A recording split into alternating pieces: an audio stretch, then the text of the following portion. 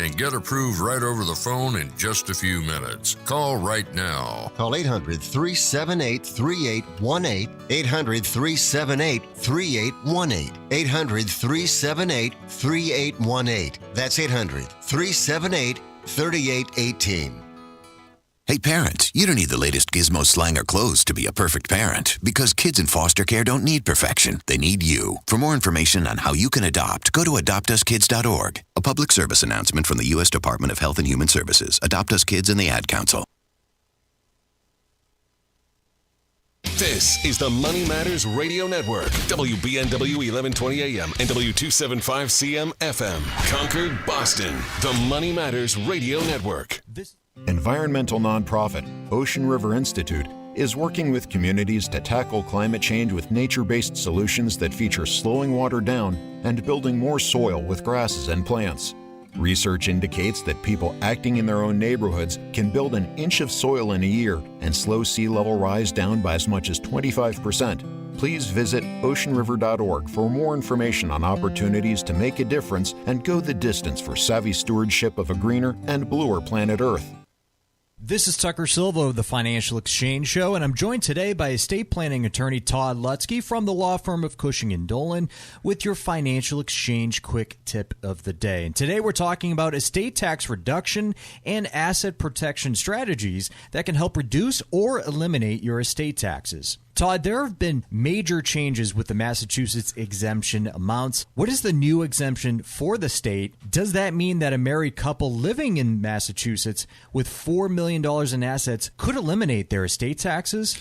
So, yes, there has been some changes. Now we're almost a full year in, of course, heading into a second year into the change. The change is now $2 million. It used to be $1 million for estate tax exemption. Now it's up to $2 million. And yes, if you are married, but you actually do trust planning, you can shelter $4 million. But folks, that doesn't mean that's all you do. For folks with $3 million that want to eliminate taxes, we can do that. But we can also think about protecting assets from the cost of long-term care. It allows us to do both a little easier now with a higher estate tax exemption. So think about ways in which you can use the irrevocable trust to not only shelter and be able to reduce your estate tax by sheltering up to $2 million on the death of each spouse, but also starting that important 5-year waiting period running to protect those assets from the cost of long-term care. The law firm of Cushing & Dolan have been helping families like yours for more than 40 years. Request your copy of Todd's brand new guide. It's called Balancing Asset Protection and Avoiding Estate Taxes. You can call 866-848-5699. That's 866-848-5699, or you can request the guide from their website, legalexchangeshow.com. The proceeding was paid for, and the views expressed are solely those of Cushing & Dolan. Cushing & Dolan and or Armstrong Advisory may contact you offering legal or investment services. Cushing and Armstrong do not endorse each other and are not affiliated. Sometimes we know what's next. Other times, it's impossible to know. Life can change in an instant. Don't be caught standing by the next time someone's heart stops. Knowing CPR gives you the ability to act and takes you from bystander to lifesaver. CPR is a life-saving skill. Join the nation of lifesavers today by learning CPR at heart.org/nation. National support for CPR education provided by Elevance Health Foundation.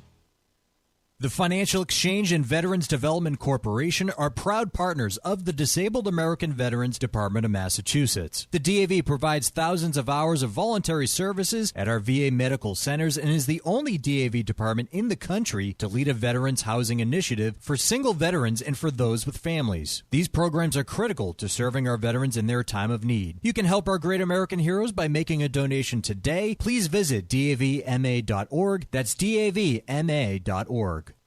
Financial planning is a year-round job, and with 2024 coming to an end, now is the perfect time to take a hard look at your strategy and what changes you may want to make going forward. Hi, this is Mike Armstrong from the Armstrong Advisory Group, and our new guide may help you understand some key numbers that could affect your planning next year. There are many important topics to review, like marginal tax brackets and retirement account income limits. If you're retired or getting ready to retire, the guide also focuses on the many ways that the government taxes your Social Security benefits. Take the time now now to reflect on your current strategy so you can be fully prepared for any adjustments you may want to make in the future. Get your copy of our new guide, Key Numbers to Know for 2025, by calling 800-393-4001. That number again is 800-393-4001. The proceeding was paid for by Armstrong Advisory Group, a registered investment advisor. Nothing in the ad or in any Armstrong guide is specific financial, legal, or tax advice. Consult your own financial, tax, and estate planning advisors before making any investment decisions. Armstrong may contact you to offer investment advisory services. As a busy mom, my to-do list is full. While we can't add more hours to the day, we do have a great resource to help. Go Red for Women has information to help you and your family live a healthier life. Visit goredforwomen.org/momlife today.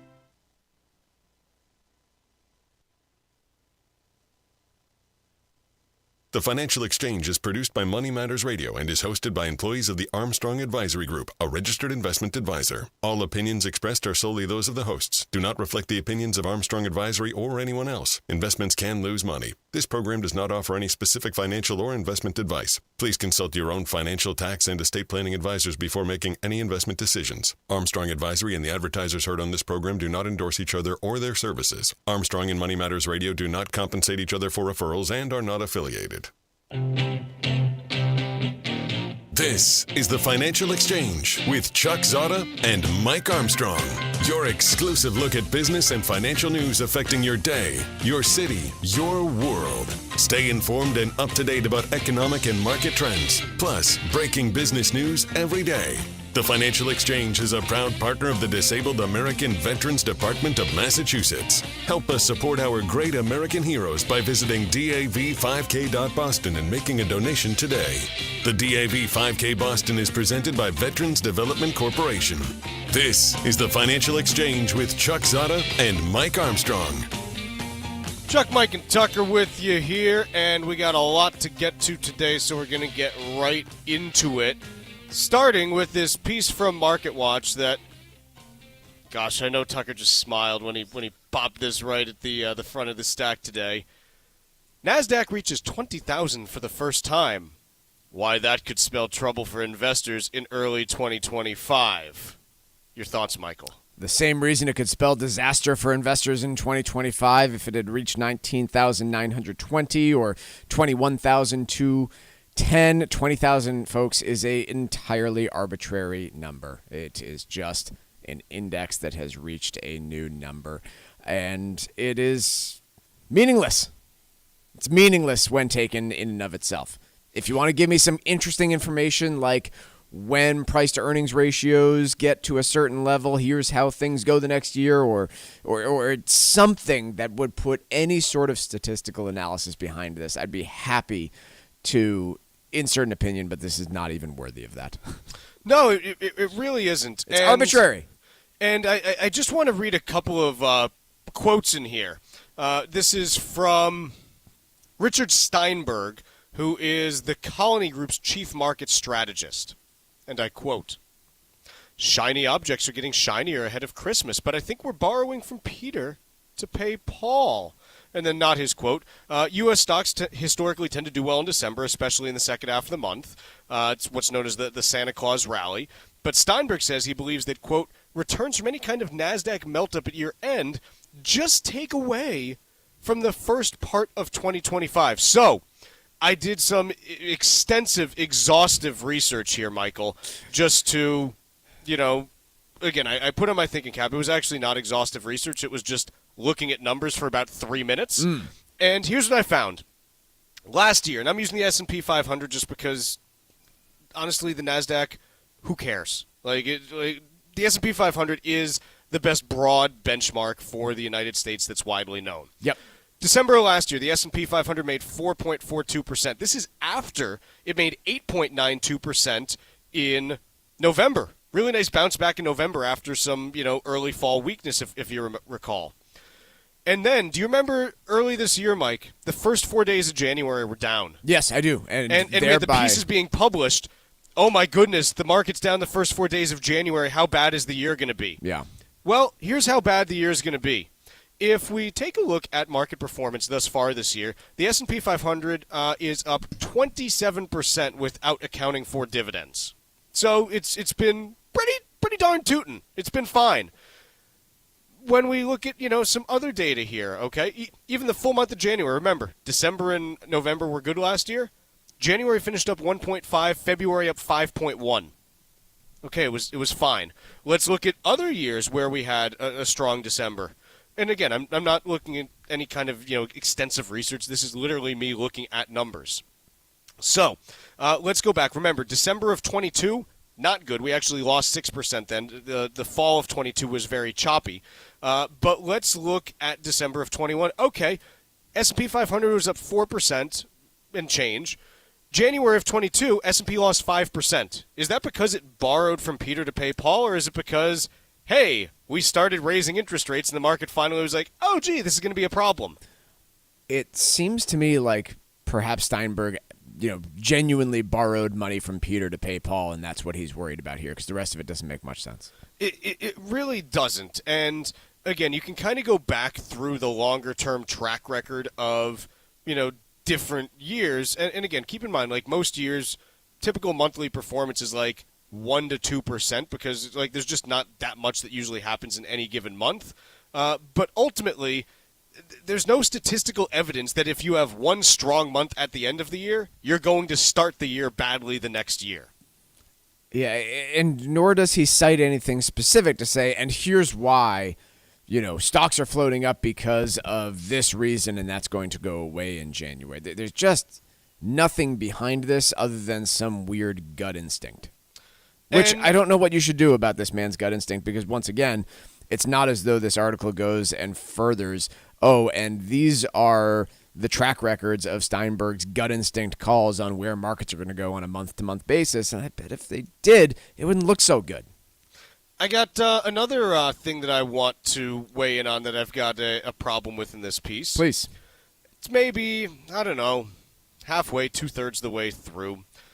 Finally, the potential for a strong dollar on the heels of Trump's America First agenda could weigh on earnings of big multinational companies in the year ahead, according to Steinberg. So this is Steinberg again.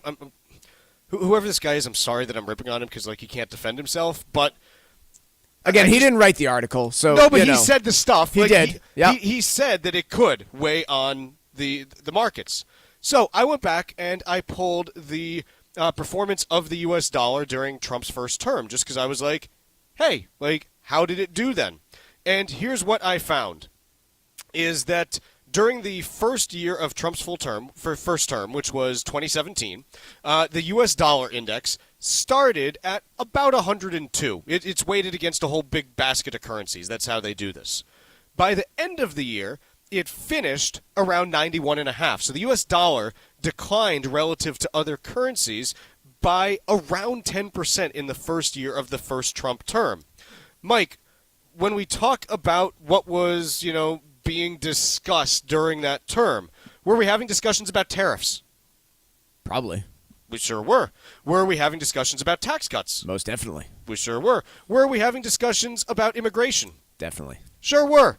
And yet the U.S. dollar declined 10% relative to other currencies during that time period. By the end of 2019, remember 2020 we had the pandemic, so I kind of tossed 2020 out because all kinds of weird crap was happening. By the end of 2020, the dollar is sitting at 96 relative to, again, about 102 when the term started. So even if you look at a 3-year period, the dollar fell by about 5-6% during that time period. So I guess the thing that I'm looking at is, hey, where are the facts in evidence that incoming President Trump is specifically looking for a stronger dollar, or that you think what he implements is going to lead to a stronger dollar, when the facts that we do have in evidence about his first term don't show that that's actually what happened? Good question, Chuck. I'm just looking at the data that's actually out there and trying to make heads or tails of this. So this gets filed for me as a piece where, hey, look, it doesn't mean anything, and if you're going to wait for the next Market Watch piece that quotes Richard Steinberg in order to decide what to do, who knows when it's going to come? So, yeah, this is one of those that got me a little jammed up when I saw it this morning, but I appreciate Tucker putting it in the stack. I want to, again, repeat where we're going with this, because, Chuck, don't get me – well, let me just ask you bluntly. I don't think I should take your comments here to say that you are outrageously bullish on the stock market or the Nasdaq or the economy come January of 2025. That's not the argument you're trying to make, is it? No, the argument that I'm trying to make is that when talking about what we expect the market to do, I think we have to actually look at things that are more concrete, first of all, than just, hey, it passed some arbitrary threshold. Like, what if the Nasdaq didn't pass 20,000? What if it got stuck at 19,999? Are we not concerned then? Couldn't tell you. It just doesn't make sense to look at it that way. And the other piece is I think we need more humility, because people try to, in the financial business, specifically the asset management business, it's, hey, if I say this thing and generate a bunch of news, and if I happen to be right, then people flock to me because, oh, I'm the one who called this or I'm the one who called that. And anyone who's been in this business long enough knows that you're generally wrong about as often as you're right. And so I just, it bothers me when pieces put people up on a pedestal being like, well, this is what's going to happen and this is why you should be nervous or shouldn't. Because the example that we covered was from earlier this year, where the first 4 days of the year were down. And we had the pieces, Mike. We've got the receipts if anyone wants them. The pieces that were being written, oh, January started badly. This means the rest of the year is going to go badly. And quite honestly, if someone read that and made an investment decision on what to do, yeah, they have some personal responsibility to it. But shouldn't places like the Wall Street Journal and Bloomberg that actually publish this stuff know better? Yes. They should. Let's take a quick break here. When we come back, I want to discuss a little bit of the economic data that we got this morning. We got a couple pieces that came out, and so let's discuss those when we return. Business and financial news affecting the markets and your wallet. We've got it all straight from Wall Street, right here on the Financial Exchange Radio Network. The U.S. Virgin Islands are St. Croix, St. Thomas, and St. John. Visit one or all three and enjoy the vacation of a lifetime. Each island is special in its own unique way, so whether you want the heritage of St. Croix, the pristine beaches of St. Thomas, or the calm and relaxation of St. John, the U.S. Virgin Islands is one of the top vacation spots to visit in the Caribbean. You can expect perfect temperatures, a wide variety of water sports, world-class cuisine, and a vibrant nightlife.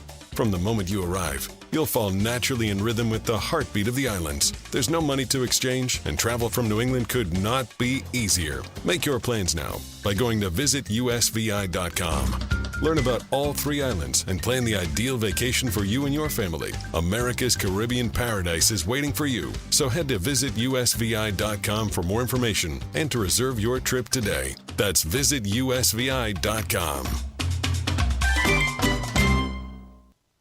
Early estate planning is crucial if you want to protect your assets and avoid massive tax consequences. Cushing & Dolan are experts in elder law and taxation, and their new free guide can help give you just that. It's called Balancing Asset Protection and Avoiding Estate Taxes. In it, you'll learn how to keep your assets away from the nursing home while reducing and potentially eliminating your estate taxes. If you have an existing estate plan but aren't sure about your potential liability, or you need a new plan, call Cushing & Dolan today at 866-848-5699 and get this free guide called Balancing Asset Protection and Avoiding Estate Taxes. Don't leave your assets to chance. Call 866-848-5699. That's 866-848-5699. Or you can request your guide online from our website, LegalExchangeShow.com. That's LegalExchangeShow.com. The proceeding was paid for and the views expressed are solely those of Cushing & Dolan. Cushing & Dolan and or Armstrong Advisory may contact you offering legal or investment services. Cushing & Dolan and Armstrong Advisory do not endorse each other and are not affiliated. Financial planning is a year-round job, and with 2024 coming to an end, now is the perfect time to take a hard look at your strategy and what changes you may want to make going forward. Hi, this is Mike Armstrong from the Armstrong Advisory Group, and our new guide may help you understand some key numbers that could affect your planning next year. There are many important topics to review, like marginal tax brackets and retirement account income limits. If you're retired retired or getting ready to retire, the guide also focuses on the many ways that the government taxes your Social Security benefits. Take the time now to reflect on your current strategy so you can be fully prepared for any adjustments you may want to make in the future. Get your copy of our new guide, Key Numbers to Know for 2025, by calling 800-393-4001. That number again is 800-393-4001. The proceeding was paid for by Armstrong Advisory Group, a registered investment advisor. Nothing in the ad or in any Armstrong guide is specific financial, legal, or tax advice. Consult your own financial, tax, and estate planning advisors before making any investment decisions. Armstrong may contact you to offer investment advisory services. Hey, listen, are you a 50-year-old person looking for term life insurance? Then you need to talk to Bob. Bob specializes in helping people find $1 million or more of term life insurance for a couple of $100 a month. Look, you need to know there's a price war in the term life insurance business, and you may be paying too much. Call Bob, and he'll shop and see how much money he can save you. Look, this could be the last term life insurance policy you ever have. Your rates are guaranteed for the next 20 years. That's right, guaranteed level rates for the next 20 years. And if you're a smoker or your health is not perfect, Bob has great rates for you too. So for $1 million of term life insurance coverage for a couple of $100 a month, call Bob right now. 800-965-7987. 800-965-7987. 800-965-7987. That's 800-965-7987. Paid for by Term Direct.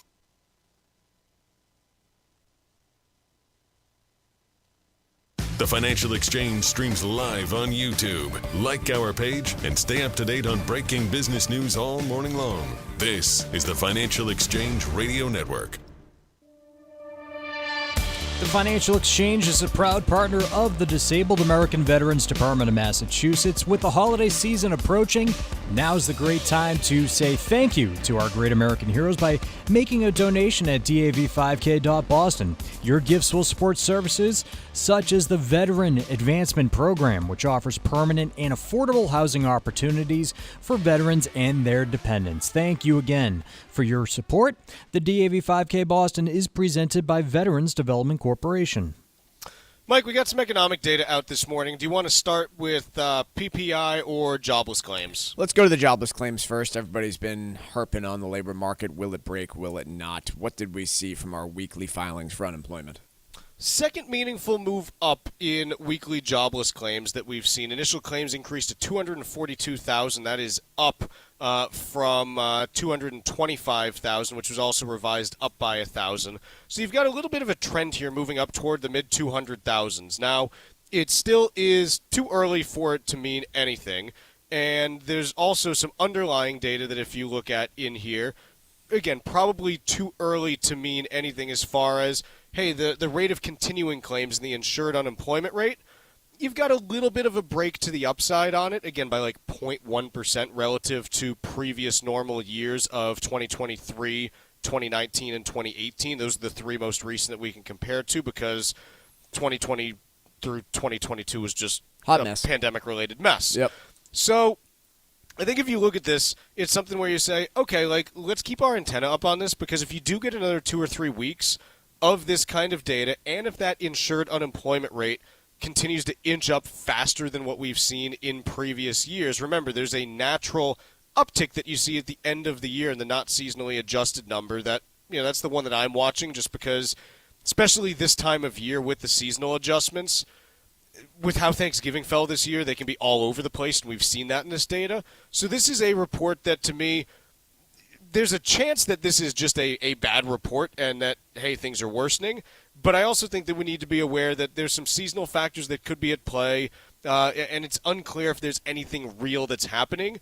But it's got my attention for the next couple weeks now because if that is the case, hey, as you get past that weird seasonality associated with where Thanksgiving fell this year, you should see these results start to normalize a little bit in the next couple weeks. And if we don't see that and they instead continue to inch up, then we've got something that really bears watching and is the first kind of real-time sign that we've had that there's a problem not just with the hiring rate, but potentially with employee retention heading into 2025. That seems remarkably similar to my own conclusions on inflation over the last month or two, which is nothing five-alarm fire alarming, but if it should continue in the direction it has at the pace it's going, then you could be worried about inflation again. I know CPI came out yesterday, PPI out this morning, a little hotter than expected again. CPI at least was in line with expectations, but I still had the same conclusion that, hey, these numbers aren't great in terms of what we're seeing. And PPI came out today, as you mentioned, a little bit hotter than expected on the headline, 0.4 versus 0.2% for the month. Core was in line at 0.2. If you're not familiar with the PPI, it's the Producer Price Index. It is the most useless of all of the inflation indices. Even though it's a Producer Price Index, it does nothing to actually predict like how margins are going to be for, companies that have, these inputs and things like that. It does not have any great read on what you're going to get in the future with inflation. It's a highly volatile data series from month to month. The only value that it has, there are some components that you can pass through from it into PCE, which comes out 2 weeks from now. And the one thing I will say, the components that do pass through are, to me, pointing to PCE coming in a pretty good spot. And so I think if you're looking at, hey, what's the read on this? My take is actually based on what passes through from CPI and from PPI into PCE. PCE is actually going to come through in a pretty good spot, I think. And that has me a little bit confused as to why you've got the long end of the yield curve selling off a little bit more today. But again, these are one-day fluctuations in rates, and it's like 2 basis points, so it's not anything huge that you're seeing.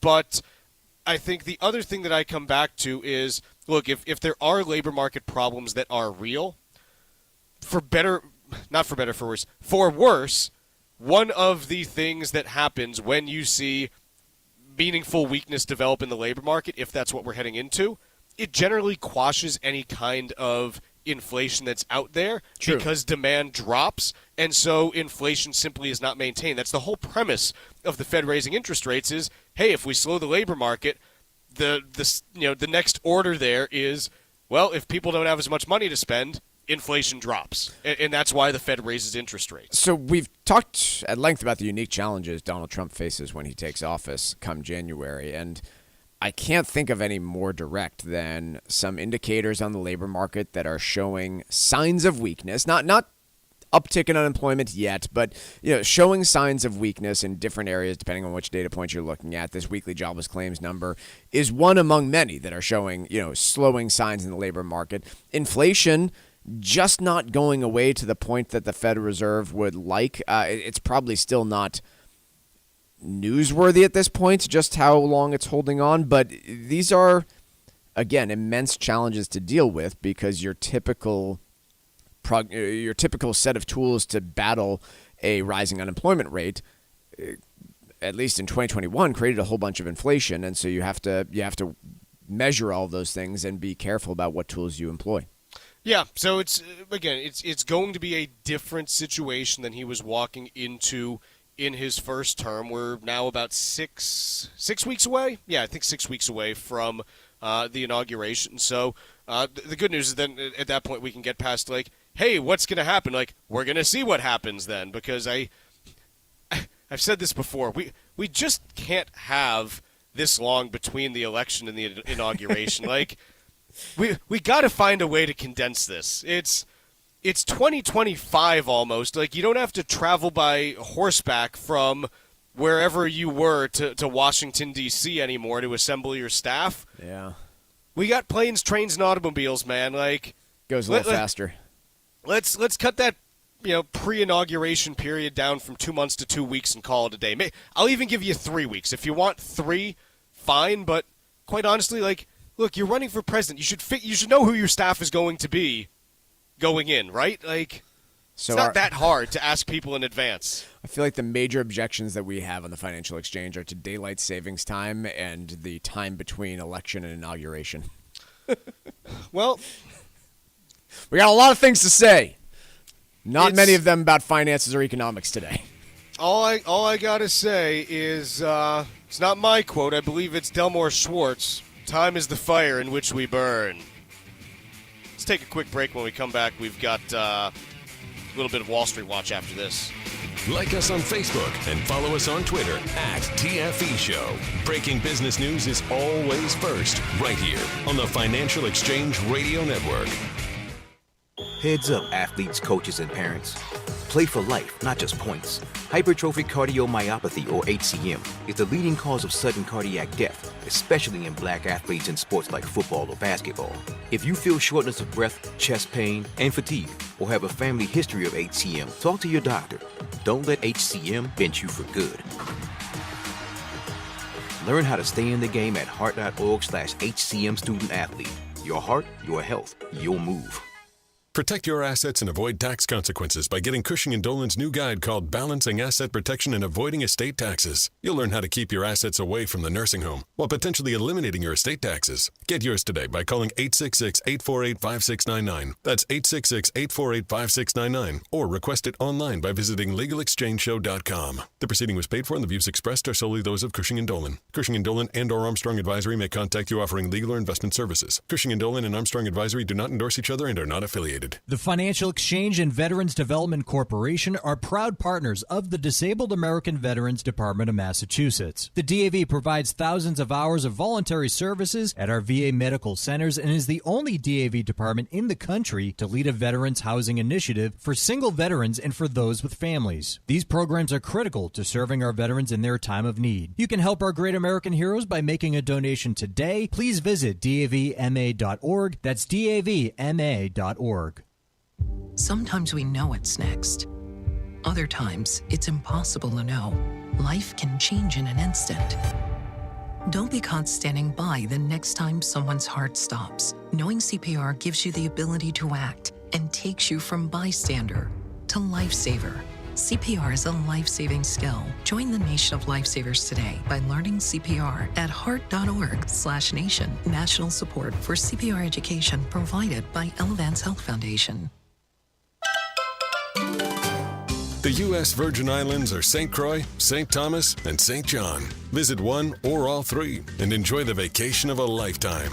Each island is special in its own unique way, so whether you want the heritage of St. Croix, the pristine beaches of St. Thomas, or the calm and relaxation of St. John, the U.S. Virgin Islands is one of the top vacation spots to visit in the Caribbean. You can expect perfect temperatures, a wide variety of water sports, world-class cuisine, and a vibrant nightlife. From the moment you arrive, you'll fall naturally in rhythm with the heartbeat of the islands. There's no money to exchange, and travel from New England could not be easier. Make your plans now by going to visitusvi.com.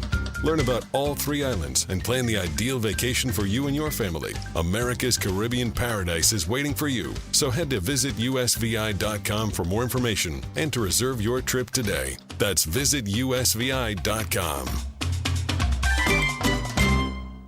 Hi, this is Chuck and Mike from the Armstrong Advisory Group, and our guide this month is titled Key Numbers to Know for 2025.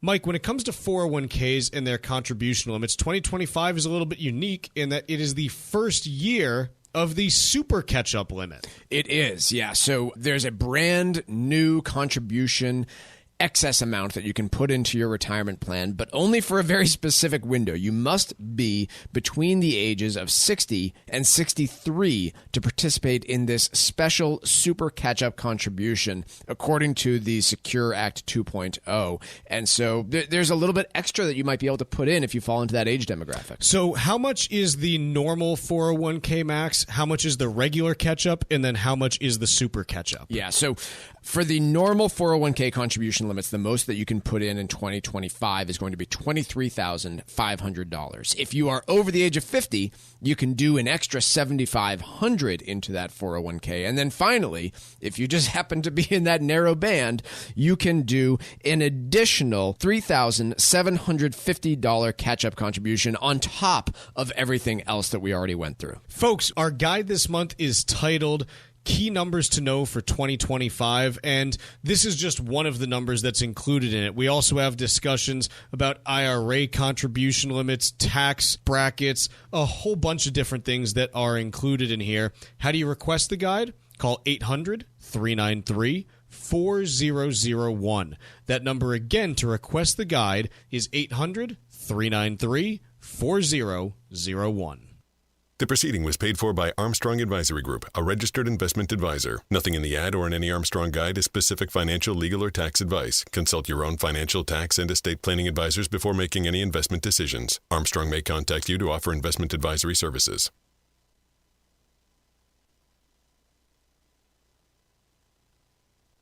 Time now for Wall Street Watch, a complete look at what's moving markets so far today, right here on the Financial Exchange Radio Network. Well, one day after the Nasdaq hit 20,000 for the first time, markets today are dipping into negative territory as investors sift through the producer price index and jobless claims data posted this morning. Right now, the Dow is off by 9 points. S&P 500 is also off by 9 points. And the Nasdaq is down nearly 0.33% or 58 points. The Russell 2000 is down over 0.2% or 16 points. 10-year Treasury yield up by 2 basis points at 4.29%. And crude oil is off 1.33%, trading just above $69 a barrel. Adobe shares down by 12% after the software company provided a disappointing revenue outlook for its new fiscal year. The company did, however, beat earnings and revenue expectations for its fiscal fourth quarter. But again, Adobe down by 12% on the day. Meanwhile, after hitting an all-time high yesterday, Tesla shares are flat today. Elsewhere, shares in ride-hailing and food delivery company Uber bouncing back after yesterday's pullback, which was driven by GM's announcement that it would scrap its Cruise robo-taxi program. Uber is up 3% today. Bank of America upgraded Constellation Energy to buy from neutral, where the bank's analyst said Constellation was in the best position to benefit from upcoming regulatory clarity coupled with increasing demand and tightening supply. Constellation shares up by 3%. Shares in Celsius Holdings up over 6% after JP Morgan initiated coverage of the energy drink maker with an overweight rating, citing lighter inventory and a reacceleration in the energy drink category. And after today's closing bell, we'll see quarterly results from Costco and Broadcom. I'm Tucker Silva, and that's Wall Street Watch. Mike, we got a couple pieces here talking about the Fed. Which one do you want to start with? Let's just take a look here at the upcoming meeting and what some are expecting in terms of rate cuts for next year. So first things, there's a meeting next Wednesday. There is currently a 98% chance that the Fed does indeed cut rates by 0.25%, and I think that's all backed up and justified by the data that we're seeing this week. Inflation is, again, stubborn but not accelerating dramatically, and employment is still a question mark, and so that seems like a sure thing.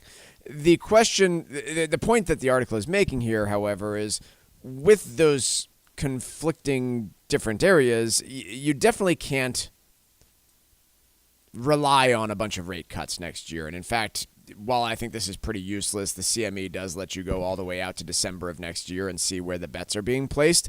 The most common or the most likely outcome for the Fed is for the rates by December of next year to only be another 0.5% lower than where they will be by the end of this year. And so I read into that as most investors are looking at a very possible pause from the Federal Reserve in terms of where rates go directionally next year. The piece that I find interesting in looking at the end of next year and where the market is projecting things, it's got a 94.2% chance of interest rates of the Fed funds rate being lower at the end of next year than it will be after the December meeting next week. Which you would interpret that as a very low risk of higher inflation, right? Yeah, I mean, it's got a 5.7% chance that the Fed holds rates completely steady through next year, or at least that by the end of next year the Fed funds rate is where it is at the end of next week, assuming a cut. And only a 0.1% chance that the Fed funds rate is higher at the end of next year. Now, again, I think it's something where is my predisposition is to kind of look at different paths that things can take and say, not this is going to happen or that's going to happen, but hey, are these being mispriced as far as the probability that they end up where they are? And to me, the idea that, hey, we're pricing in with almost complete certainty that rates are going to be lower by the end of next year, that's a tough one to get to. It is. And I'm not sitting here saying, well, I think that, rates need to go higher next year. That's not where I am.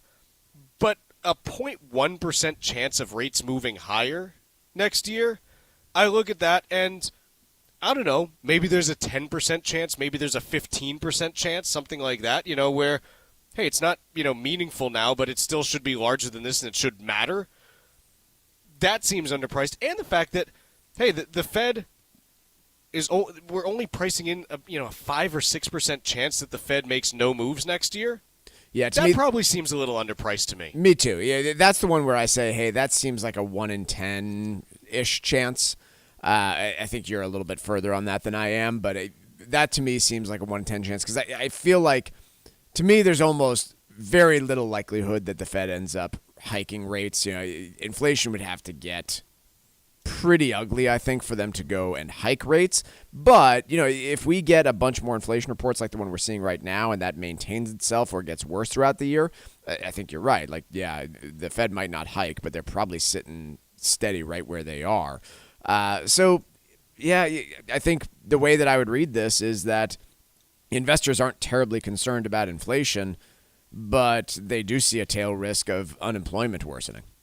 And, yeah, I think if I'm looking at this and saying, okay, like what's reasonable right now, I think maybe a 10% chance that rates go up next year, a 25% chance they don't move, and a 65% chance of cuts. So again, it's nothing huge, but it still is, hey, this market might be unprepared for potential inflation stickiness that could stick around, and that's just something that bears watching. The counterpoint to it is, hey, if you are in fact seeing this, what's going on in the labor market morphing from a stagnation of the labor market to a deterioration of it, yeah, then you're probably pricing this in right, and the magnitude of cuts is probably underpriced because you'd probably need more than a couple. Yeah, the last piece I'd say on that is this Fed, for the last 6 years, has had a predisposition for lower rates, and I don't see that changing in 2025. Totally. This brings us to the next piece from Bloomberg because it's about what's called the neutral rate for the Federal Reserve. And the neutral rate is this hypothetical pixie dust version of, hey, all else being equal, if, what is the Fed funds rate at which the Fed is neither restrictive nor accommodative to the economy? It's basically, what's the rate at which the Fed is having no impact? And it's impossible to ever know this because, quite literally, it changes from day to day, week to week, month to month. It's never static. And so this idea that, hey, we need to, hunt this neutral rate as if it's the holy grail and the key to, solving economics, I think is pure poppycock. Yeah, I think economists could spend their time better elsewhere.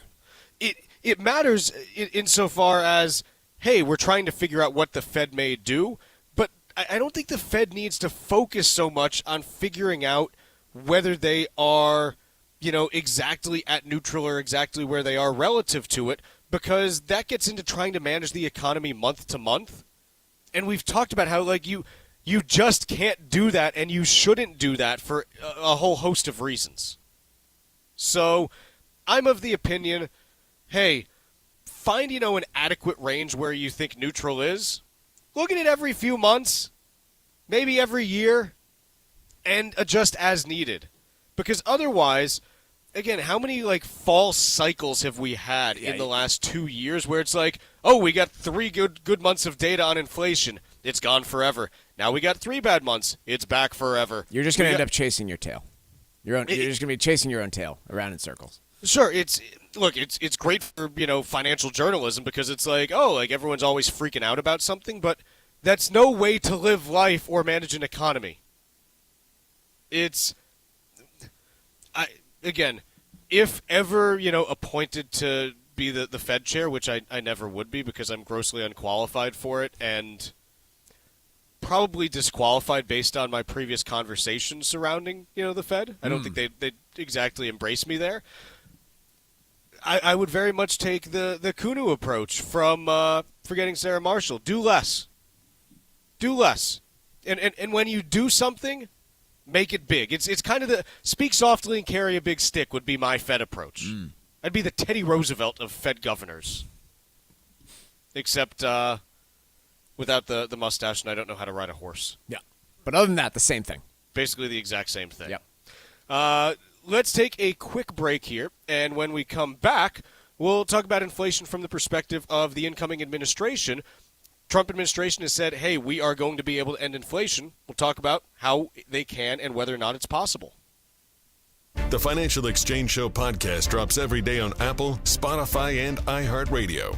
Hit that subscribe button and leave us a 5-star review. You're listening to the Financial Exchange Radio Network.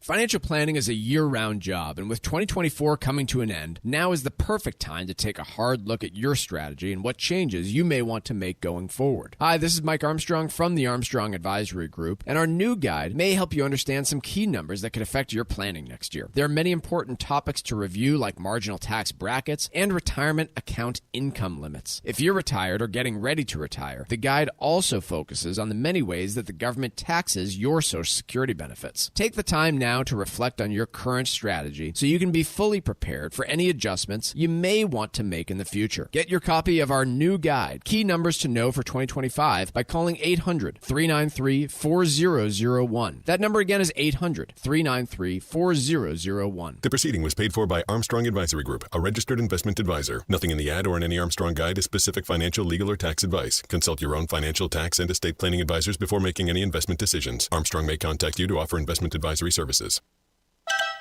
The U.S. Virgin Islands are St. Croix, St. Thomas, and St. John. Visit one or all three and enjoy the vacation of a lifetime.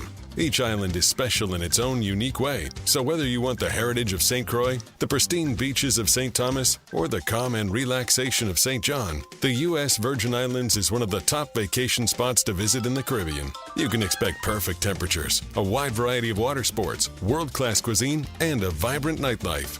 From the moment you arrive, you'll fall naturally in rhythm with the heartbeat of the islands. There's no money to exchange, and travel from New England could not be easier. Make your plans now by going to visitusvi.com. Learn about all three islands and plan the ideal vacation for you and your family. America's Caribbean paradise is waiting for you. So head to visitusvi.com for more information and to reserve your trip today. That's visitusvi.com. This is Tucker Silva of the Financial Exchange Show, and I'm joined today by estate planning attorney Todd Lutzke from the law firm of Cushing & Dolan with your Financial Exchange quick tip of the day. And today, we're talking about estate tax reduction and asset protection strategies that can help reduce or eliminate your estate taxes. Todd, there are some high net worth clients that would like to reduce the size of their estate, but they don't want to give up access to their assets. Is there anything they can do? There certainly is, folks. So this is a combination of things. One, you obviously want to do your basic estate planning first. Get your foundation in place, the basic revocable trust planning to help utilize whatever exemptions you don't use up through gifting. Now, when we talk about reducing the estate, we are talking about gifting. But as you said, they don't want to lose control. So there are these special trusts that are designed called spousal lifetime access trusts, where in essence, you use an LLC to keep control of the investments, manage the investments, and make distributions. And then the non-voting shares get put into these irrevocable trusts where you have each other's spouse has access to the assets. So there's a way of getting the assets into those irrevocable trusts, which are now growing outside of your estate tax-free, while at the same time working together to keep control and use what's in those trusts. The law firm of Cushing & Dolan have been helping families like yours for more than 40 years. Request your copy of Todd's brand new guide called Balancing Asset Protection and Avoiding Estate Taxes by calling 866-848-5699. That's 866-848-5699. Or you can request the guide from their website, legalexchangeshow.com. The proceeding was paid for and the views expressed are solely those of Cushing & Dolan. Cushing & Dolan and or Armstrong Advisory may contact you offering legal or investment services. Cushing & Armstrong do not endorse each other and are not affiliated.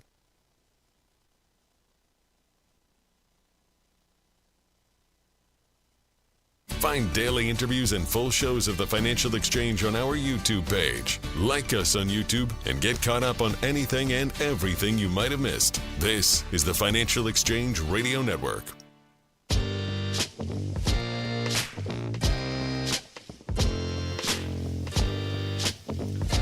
Piece of the Wall Street Journal today. Inflation is stuck. Can Trump unstick it? And a quote from his interview on Meet the Press on Sunday. He said, I want on groceries. And basically, hey, I want to be able to get these prices down. The issue, and one that he himself addressed this morning, I don't know if you saw, Mike, but he rang the opening bell for the New York Stock Exchange. Saw that. And they were interviewing him afterwards. And they were, asking, hey, what is the deal, in so many words, hey, what's the deal with inflation? Like, are you going to be able to deal with it? And I'm going to use his own words here. He says, quote, it's hard to bring things down once they're up. It's very hard. So basically kind of admitting, yeah, it's like prices don't generally go down. And when they do go down, it's usually not for good reasons. If it's broad-based, it's usually because the economy is horrible. Furthermore, even beyond that, let's say you did have the perfect magic wand to fix inflation. We don't live in a dictatorship. Right? Like the role of the president in controlling things like prices is going to be extremely limited in any circumstance. So can Donald Trump try and get laws passed that may affect inflation over the course of several years? I can think of a few, right? Like if you do dramatically open up drilling and deregulate that area and cause oil prices to come down in some meaningful way, obviously that goes right into prices. Could there be some areas specifically around housing where if you really put an effort forth to deregulate those areas, could you see more development, more building put into place? Again, maybe, but does anything about that change prices in 2025? The answer is pretty obviously no. And so as we commented over the last few years, are there pieces of the Biden policies that contributed to higher prices? Absolutely. Was he solely responsible for 22 prices increasing at a rate of nearly 10%? Also no. And so whatever happens with this incoming administration too, I think we have to temper expectations for what can actually realistically be done. Is that... Am I going or no? Yes. Sure. Okay. The U.S. Virgin Islands are St. Croix, St. Thomas, and St. John. Visit one or all three and enjoy the vacation of a lifetime. Each island is special in its own unique way, so whether you want the heritage of St. Croix, the pristine beaches of St. Thomas, or the calm and relaxation of St. John, the U.S. Virgin Islands is one of the top vacation spots to visit in the Caribbean. You can expect perfect temperatures, a wide variety of water sports, world-class cuisine, and a vibrant nightlife. From the moment you arrive, you'll fall naturally in rhythm with the heartbeat of the islands. There's no money to exchange, and travel from New England could not be easier. Make your plans now by going to visitusvi.com. Learn about all three islands and plan the ideal vacation for you and your family. America's Caribbean Paradise is waiting for you, so head to visitusvi.com for more information and to reserve your trip today. That's visitusvi.com. Mike, one other thing just to follow up on the inflation side is it's not as simple as, hey, if prices go down here, then inflation simply is going to go away. Remember, prices of all kinds of goods are always in flux. There's very rarely any time that like everything's moving up all at once. It's coming from different areas at different times. But overall, inflation is kind of the aggregate price level. And so what you often see, just to use like right now as an example, hey, for the last year, gas prices have been coming down. Right. We're sitting right now, the CPI has them down like 8.5% over the last 12 months right now. But you don't see people saying, wow, like everything's fine because car insurance is up, more than 12% over that time. And so what happens is that, hey, if people do have money that they save in one area, it's not typical that they just say, hey, gee, I saved this money. I saved $3 filling up my tank. You know what I'm going to do? I'm going to go and buy a CD with that. More often than not, it's, hey, I've got an extra $3 there. Now I can, buy a little bit more at the grocery store, and maybe grocery prices take up the mantle and those start moving up instead. Or if grocery prices are down, if egg prices are falling, someone might say, hey, gee, now egg prices have fallen, and so I saved $8 this month, and now I can use that in order to, go out to McDonald's, an extra time a month. And so fast food prices see a little bit of pricing pressure. So it's not as simple with inflation as, hey, if this price comes down, like inflation's going to come down. No, it's this whole complex system, and I think that's something that's important to focus on, in that ultimately what inflation is, it's companies raising prices. Like let's be just really clear and basic and fourth grade about it. Inflation is companies raising prices. If one company in one area stops raising prices, that doesn't mean that inflation is stopped. It might just move somewhere else because now other companies can raise prices more easily. And so when we look at this and why inflation is so hard to get rid of once it's there, it's because once you're kind of even grudgingly used to paying higher prices, prices that are rising faster and faster, it's just mentally it's baked in. This is why inflation expectations matter, is because ultimately part of the reason where, hey, you go to Target and you're thinking about buying the Tickle Me Elmo for your grandkid this year, you say, gee, I don't even know how much a Tickle Me Elmo costs now, probably $40. I don't know. You say, gee, I don't want to pay $40 for it, but it's probably going to be $45 next year, so I'll just do it. That's what inflation expectations does to it. It gets people to accept higher prices, even if their finances are pressured. And so there's no magic wand that you can wave in order to get rid of it. Historically, the only thing that really gets at inflation expectations is ruining a bunch of people's lives. Is ruining a bunch of people's economics lives through recession instead. Yeah. Yeah, I'd love to wave. That's why Paul Volcker raised interest rates, into the teens, was getting hate mail every day, but said, I got to do this because this is the only way. Yep. And it worked. And but at huge cost. Very unpopular. And, we look back now and say, gee, that's what finally did it. But any of you listening that lived through that, probably yeah, kind of sucked in 1981. Wasn't the best time to buy. Well, actually, was the best time to buy a house if you can afford it. True. But most people couldn't because you were paying 18% on a mortgage. And so it was challenging. Let's take a quick break here. We do still have quite a bit to go as we get into hour 2 on the Financial Exchange. Make sure you stick around. We got trivia coming up then as well in a bit.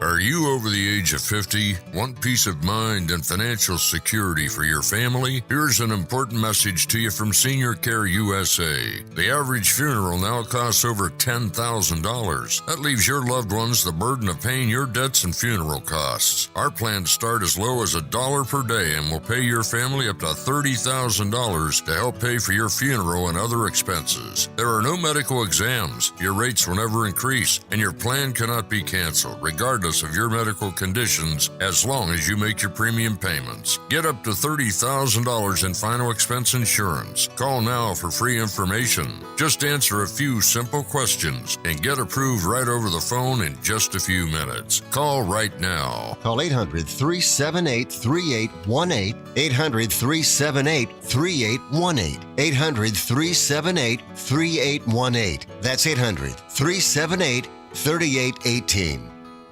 Did you outgrow your timeshare and now you want out? But you can't. You can't sell it, and you can't get out of the contract. Imagine trying to get out of your mortgage. That's what a timeshare is. You can't just call up the bank and say, I don't want to pay it anymore. But we may be able to help you do just that. Listen, a timeshare maybe for you once was a great thing, but now you don't use it much. And they are not easy to get rid of. Plus, you do have to pay for it every month. Qualified timeshare owners can get out of their contract legally and permanently without ruining your credit or even filing bankruptcy. And imagine no more mortgage payment or fees. Call the Timeshare Exit Hotline qualification line now. It's free to learn more. 800-455-7967. 800-455-7967. 800-455-7967. That's 800-455-7967. Paid for by Timeshare Defense. As a busy mom to 4 kids, my to-do list is full. Trying to fit in exercise, eating right, and prioritizing self-care can feel next to impossible. While we can't add more hours to the day, we do have a great resource to help. Go Red for Women has easy tips, tools, and information to help you and your family live a healthier life. So to all the moms, the aunts, grandmothers, and amazing women out there doing it all, visit goredforwomen.org/momlife today. You take care of them, Go Red for Women will take care of you. This is the Money Matters Radio Network, WBNW 1120 AM and W275 CM FM, Concord, Boston. The Money Matters Radio Network. Protect your assets and avoid tax consequences by getting Cushing & Dolan's new guide called Balancing Asset Protection and Avoiding Estate Taxes. You'll learn how to keep your assets away from the nursing home while potentially eliminating your estate taxes. Get yours today by calling 866-848-5699. That's 866-848-5699. Or request it online by visiting LegalExchangeShow.com. The proceeding was paid for and the views expressed are solely those of Cushing & Dolan. Cushing & Dolan and or Armstrong Advisory may contact you offering legal or investment services. Cushing & Dolan and Armstrong Advisory do not endorse each other and are not affiliated. The Financial Exchange and Veterans Development Corporation are proud partners of the Disabled American Veterans Department of Massachusetts. The DAV provides thousands of hours of voluntary services at our VA medical centers and is the only DAV department in the country to lead a veterans housing initiative for single veterans and for those with families. These programs are critical to serving our veterans in their time of need. You can help our great American heroes by making a donation today. Please visit davma.org. That's davma.org.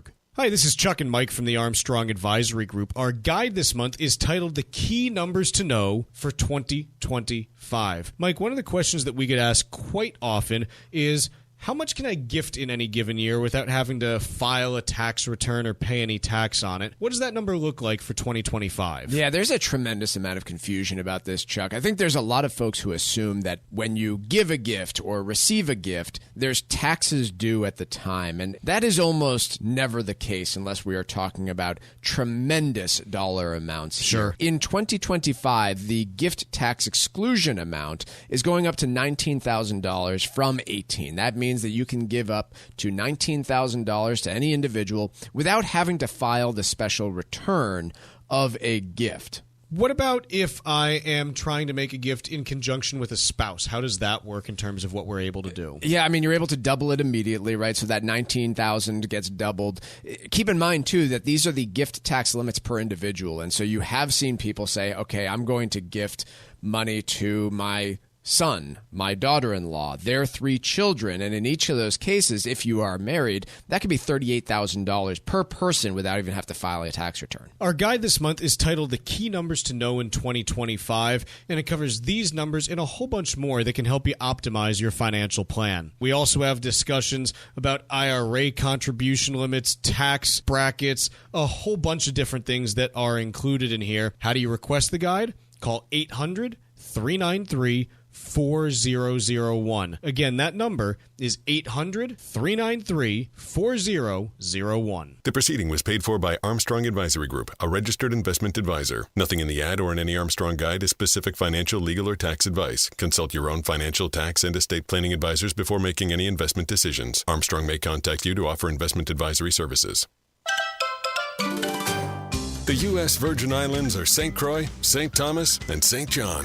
Visit one or all 3 and enjoy the vacation of a lifetime. Each island is special in its own unique way, so whether you want the heritage of St. Croix, the pristine beaches of St. Thomas, or the calm and relaxation of St. John, the U.S. Virgin Islands is one of the top vacation spots to visit in the Caribbean. You can expect perfect temperatures, a wide variety of water sports, world-class cuisine, and a vibrant nightlife. From the moment you arrive, you'll fall naturally in rhythm with the heartbeat of the islands. There's no money to exchange, and travel from New England could not be easier. Make your plans now by going to visitusvi.com. Learn about all 3 islands and plan the ideal vacation for you and your family. America's Caribbean paradise is waiting for you. So head to visitusvi.com for more information and to reserve your trip today. That's visitusvi.com.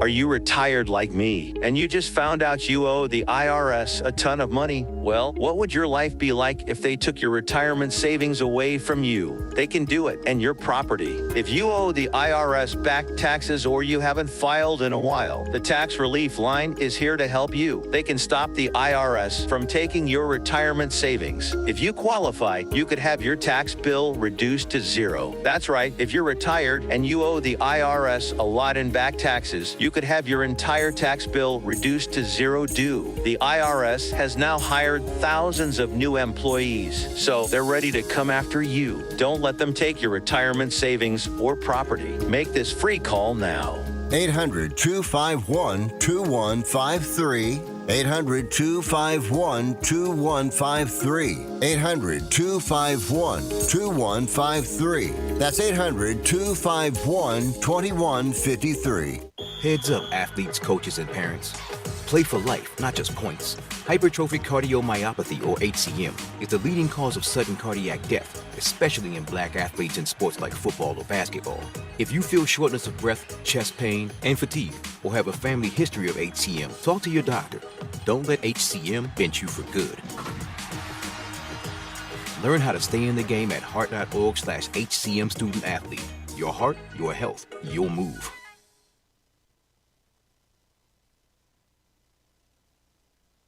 The Financial Exchange is produced by Money Matters Radio and is hosted by employees of the Armstrong Advisory Group, a registered investment advisor. All opinions expressed are solely those of the hosts, do not reflect the opinions of Armstrong Advisory or anyone else. Investments can lose money. This program does not offer any specific financial or investment advice. Please consult your own financial, tax, and estate planning advisors before making any investment decisions. Armstrong Advisory and the advertisers heard on this program do not endorse each other or their services. Armstrong and Money Matters Radio do not compensate each other for referrals and are not affiliated. This is the Financial Exchange with Chuck Zodda and Mike Armstrong.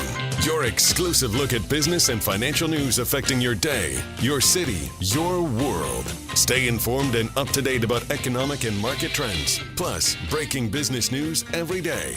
The Financial Exchange is a proud partner of the Disabled American Veterans Department of Massachusetts. Help us support our great American heroes by visiting DAV5K.Boston and making a donation today. The DAV 5K Boston is presented by Veterans Development Corporation. This is the Financial Exchange with Chuck Zodda and Mike Armstrong. Chuck, Mike, and Tucker kicking off the second hour here, and we got markets down muy pequeño today, only a little bit. The Dow's off 17 points right now. The S&P's down 5. The Nasdaq is down 18. So very, very modest downward move. At one point earlier today, actually, I think the S&P 500 was down somewhere in the ballpark 22, maybe 23 points, but has subsequently rallied back closer to flat on the day. 10-year U.S. Treasury is selling off just a touch, down 1.8 basis points to 4.289% right now. We've got oil, West Texas Intermediate, down 96 cents a barrel to 69.33. And the AAA national average for gas prices, moving back up a little bit. Still, 2 days in a row now. Back up another 0.6 of a cent to 3.02 6/10. So we still can't get below $3 nationally, according to AAA. And we've got gold today down $54.90 per ounce to $27.01 Mike, anything catching your eye before we get into some labor market discussion? No, let's talk jobs. All right. Piece here from Pew Research. It's actually a study that they did. And the headline in the study is, most Americans feel good about their job security, but not about their pay. And so when you look at overall job satisfaction, first thing that they study, they say, hey, they basically ask you, are you satisfied with your job overall? 50% of employees say satisfied to extremely or very satisfied. 38% say somewhat satisfied. And 12% overall say not too satisfied or not at all satisfied. So in general, I read that, and again, you have to kind of figure out what it means when someone says they're like somewhat satisfied. But overall, I read that as saying, hey, most people, even though they might have some problems with their job, they're generally okay with it. Right. And the fact that 50% fall into extremely or very satisfied, I find that to be pretty darn good. Yep. Yeah, that's a pretty big chunk. I do find it interesting but unsurprising that such a large share of workers are dissatisfied with pay, finding it's not keeping pace with paying their bills, especially on that lower income side. I feel as though that's been a pretty consistent and persistent feature of lower income Americans, in spite of the fact that pretty much all studies show that lower income Americans are the key demographic whose pay actually exceeded the pace of inflation over the last few years. It might just speak to how badly they were paid before that. Right. Yeah, I mean, I don't think that I can... Two things at once can be true. One, your pay may have exceeded the pace of inflation. Two, that may still leave you in a place where you can't pay most of your bills. Demographically, just some interesting things from an age perspective, and I'm just getting back to the overall satisfaction before we get more into the pay side of things. The age at which people are most likely to report being satisfied with their job, 65 plus. And 67% of the 65 plus respondents to this survey said they were extremely to very satisfied with their job. And it basically then decreases across every major demographic. 56% of people aged 50 to 64 said they were. 48% of people aged 30 to 39, and only 43% of age 18 to 29 people said they were extremely or very satisfied with their job. What do you suppose that is? Well, when you start out, you do all the stuff no one else wants to do, and they pay you crap. Yeah. That seems reasonable. That's kind of what it is, and we all go through it. Like we all do. Like it's everyone has gone through that. I think that's the big thing. Is there anything else? I guess if I'm 65 plus, I'm more likely to be there because I want to be, not because I have to be. It's true, even though you had the 2010s where that wasn't necessarily the case because so many pre-retirees had their retirements ruined by the financial crisis. Yep. And so I wish that I had access, because they do this survey every year. I just haven't looked for like the 2012 version of it. Maybe I can see if I can dig it up somewhere. But yeah, I'd be curious to see how that might have evolved over the last 12 to 15 years because, in 2012 or 2013, there were a lot of 65-plus people working who were like, I have to. I thought I was going to be able to retire, right, but I can't. Yeah. So I think that's interesting. The reason why people said they're not satisfied with their pay, as you noted, Mike, the biggest one, pay hasn't kept up with increase in the cost of living. 80% of people who were dissatisfied with their pay said that. 71% said that the pay is too low for the quality of work that they do. That's interesting. And it dovetails into the next response, which 70% of respondents said the pay is too low for the amount of work that they do. Now, Mike, you and I do not know 160 million working Americans. I do not, personally, no. We know of them, but we don't actually know them personally. I think this is really interesting in terms of the quality side. To me is interesting. We hear all the time, "Hey, I'm getting paid this, and my boss is sending me emails at 9:00 on a Friday and this and that." We hear that gripe quite often. The quiet quitting thing that took place over the last few years. A lot of griping about, I do good work, I'm not paid enough for I'm it. being asked to do like more and more and more. I don't know that we hear that many people say, "Hey, I'm the best at what I do, and I'm not getting paid enough for it as a result." Like, we don't hear that as much, and I wonder why that's the case. Any thoughts? No, I don't. You're right. This is unique. This is somewhat new of a concern or a complaint. The next one, the amount of work that they do compared to the pay, very common gripe. The quality of the work. That speaks to some degree of pride that I don't feel as though I have seen in many other studies. Fair point. I get to the same place where I do think it's somewhat ego-related. And again, it's not to say that like all these people are doing bad work, but it's more it's the same reason why even during the great financial crisis, one of the things that has stuck with me when we look at any kind of opinion polling on the economy, even during the great financial crisis when people were saying, yeah, the the economy nationally is horrible, they'd be polled, hey, how's your personal financial situation? Oh, it's okay.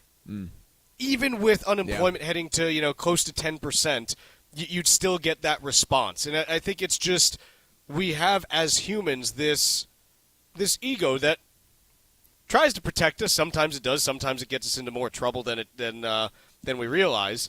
But I kind of look at that when they're asking people, hey, what's your main dissatisfaction with your pay? For 71% of respondents to say, I do really good work and I'm not getting paid enough for it, just statistically it strikes me that improbable. It's probably improbable that large of that subset is doing the quality of work that they think they are. Can I take something out of this study that I thought was a positive? I'm not sure that you'll feel the same way. Yeah. I took it as a positive indication that currently half of workers they surveyed think of their current job as a career. And that's an important distinction. Another 15% said they think it's just a stepping stone to get to a career. A third of them just said it's just a job to get by. And that is a large percentage. But for a full half of Americans in the labor force to say, no, I've got a job, I really do think of it as a long-term career where I can make a living. Again, they didn't say that in so many words, but that's how I read that. And, 65%, two-thirds of them to say I'm either in a career path or I'm on my way to one. It's optimistic, I think. I look at that as an optimistic take from the American workforce. Well, it's not only optimistic, I think it's realistic because, quite honestly, there are a lot of jobs that need to get done in America that aren't necessarily career path jobs. It's just, this is what it is. And I think if everyone was saying, yes, this is a job that leads to a career, I think you're setting people up for a lot of disappointment then. Because there are jobs that just need to get done, and that's what it is. And so I think that this is, again, I agree with you. I think it's relatively optimistic, and I think it's relatively realistic. They note that, hey, younger workers, those age 18 to 29, are less likely to see their job as a career. Quite honestly, and again, as I get older, you start to realize, hey, maybe I should listen to the people that have gone before me because they might know a thing or two. It's they've been through this and they understand. The single biggest thing that I think reshapes your view of whether your job is a job or whether it's a career is when you start having a family. Because it goes from, whatever, I could take the month off and go do this, to, nope, got to figure out how to feed the mouths. Right? Yeah. I think that's I think there's something to that, whereas when you're 22 and 23, no family, no kids, you're kind of like, well, even if I left here, I could always get another job. You're not viewing it the same way. That's a huge potential study in changing feelings towards work, given the proportion of Americans not having kids. I would love to see someone study that. Right. I would love to. Yeah, you have to imagine that someone's attitude towards work and career and job security does change to some degree when you have the responsibility of raising children. And if fewer Americans are doing so, what are their attitudes towards work? Fascinating. Let's take a quick break here. When we come back, we got trivia, and then we'll stick with a little bit of changing habits. We'll talk about how Gen Z is shopping for the holidays. Miss any of the show? The Financial Exchange Show podcast is available on Apple, Spotify, and iHeartRadio. Hit the subscribe button and leave us a 5-star review. This is the Financial Exchange Radio Network. Inventory management is a critical element in a smooth business operation. SAB Solutions is your trusted advisor for an easy-to-organize management system that tracks your inventory using automated data collection and digital technology. Call them today at 508-359-8370 and let the experts at SAB Solutions evaluate your business while saving you time and money by efficiently coordinating your company's inventory and data. Call 508-359-8370 or visit them online at sabsolutionsma.com. Protect Protect your assets and avoid tax consequences by getting Cushing & Dolan's new guide called Balancing Asset Protection and Avoiding Estate Taxes. You'll learn how to keep your assets away from the nursing home while potentially eliminating your estate taxes. Get yours today by calling 866-848-5699. That's 866-848-5699. Or request it online by visiting LegalExchangeShow.com. The proceeding was paid for and the views expressed are solely those of Cushing & Dolan. Cushing & Dolan and or Armstrong Advisory may contact you offering legal or investment services. Cushing & Dolan and Armstrong Advisory do not endorse each other and are not affiliated. The U.S. Virgin Islands are St. Croix, St. Thomas, and St. John. Visit one or all three and enjoy the vacation of a lifetime. Each island is special in its own unique way, so whether you want the heritage of St. Croix, the pristine beaches of St. Thomas, or the calm and relaxation of St. John, the U.S. Virgin Islands is one of the top vacation spots to visit in the Caribbean. You can expect perfect temperatures, a wide variety of water sports, world-class cuisine, and a vibrant nightlife. From the moment you arrive, you'll fall naturally in rhythm with the heartbeat of the islands. There's no money to exchange, and travel from New England could not be easier. Make your plans now by going to visitusvi.com. Learn about all three islands and plan the ideal vacation for you and your family. America's Caribbean paradise is waiting for you. So head to visitusvi.com for more information and to reserve your trip today. That's visitusvi.com. This is Tucker Silva of the Financial Exchange Show, and I'm joined today by estate planning attorney Todd Lutzke from the law firm of Cushing & Dolan with your Financial Exchange quick tip of the day. And today we're talking about estate tax reduction and asset protection strategies that can help reduce or eliminate your estate taxes. Todd, there have been major changes with the Massachusetts exemption amounts. What is the new exemption for the state? Does that mean that a married couple living in Massachusetts with $4 million in assets could eliminate their estate taxes? So, yes, there has been some changes. Now we're almost a full year in, of course, heading into a second year into the change. The change is now $2 million. It used to be $1 million for estate tax exemption. Now it's up to $2 million. And yes, if you are married, but you actually do trust planning, you can shelter $4 million. But folks, that doesn't mean that's all you do. For folks with $3 million that want to eliminate taxes, we can do that. But we can also think about protecting assets from the cost of long-term care. It allows us to do both a little easier now with a higher estate tax exemption. So think about ways in which you can use the irrevocable trust to not only shelter and be able to reduce your estate tax by sheltering up to $2 million on the death of each spouse, but also starting that important 5-year waiting period running to protect those assets from the cost of long-term care. The law firm of Cushing & Dolan have been helping families like yours for more than 40 years. Request your copy of Todd's brand new guide. It's called Balancing Asset Protection and Avoiding Estate Taxes. You can call 866-848-5699. That's 866-848-5699, or you can request the guide from their website, LegalExchangeShow.com. The proceeding was paid for and the views expressed are solely those of Cushing & Dolan. Cushing & Dolan and or Armstrong Advisory may contact you offering legal or investment services. Cushing & Armstrong do not endorse each other and are not affiliated.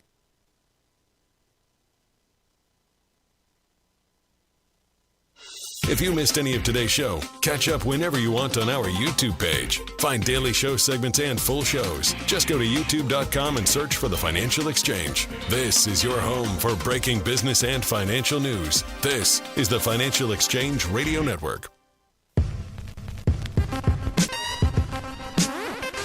Another day of Christmas trivia here on the show, taking you up to the holiday. The highest grossing Christmas movie is 2018's The Grinch. The Grinch starred Benedict Cumberbatch as the voice of the Grinch. The previous two actors to portray the Grinch were Boris Karloff and Jim Carrey. So, trivia question today. What is the name of the Grinch's dog? Once again, what is the name of the Grinch's dog? Be the ninth person today to text us at 617-362-1385 with the correct answer, and you win a Financial Exchange Show t-shirt. Once again, be the ninth correct response to text us at 617-362-1385 to get that Financial Exchange Show t-shirt. See complete contest rules at financialexchangeshow.com. Mike, according to a survey by the International Council of Shopping Centers, so full disclosure, this is a bunch of malls conducting the survey, and, Bit of a conflict of interest, perhaps? A little bit.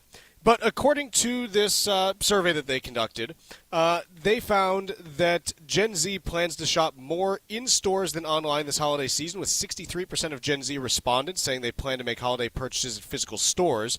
Only 50% said they would make purchases on retailers' websites and apps. That is lower than any other generation besides baby boomers. And so the survey, at least, is saying, hey, Gen Z is trying to do more stuff in person as far as shopping goes. I'm curious whether or not we think that's real or not. Yeah, I have a tough time buying it. I do buy that Gen Z kids, after like 3 years of COVID restrictions, are probably itching to get out and hopefully socialize with other Gen Zers.